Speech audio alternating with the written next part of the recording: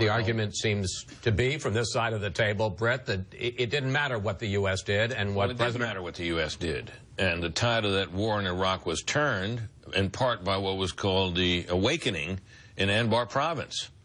And al-Qaeda suffered during the surge of American troops and heightened by the Anbar awakening among the Iraqis, a terrible defeat. Now they're back.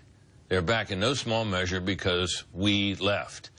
Now, George is absolutely right that the American people would not be happy with a continued American presence in Iraq. American people are never happy with foreign interventions.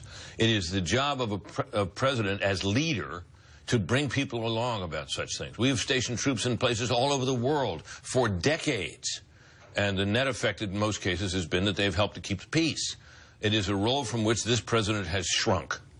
And the consequences of that are now becoming clear, and what's happening in Iraq and what is also unfolding in Syria are but two manifestations of it. Amy, I'm going to bring you in a second, but George, I want you to respond to Brother Hume. Well, the argument is that we had significant success in Iraq that would have been preserved if we had a residual force there. The question then is, how can you call a big success something that is so fragile that a few years after we leave, it seems to have been crumbling? George, this happens in the aftermath of conflicts regularly. It's why we leave forces places, is because success is fragile. There's nothing unusual about that. This was not the complete destruction of all the nefarious forces that exist in the Middle East, which are numerous and to some extent connected. It was a fragile situation, which is why a continuing force is needed. But the American people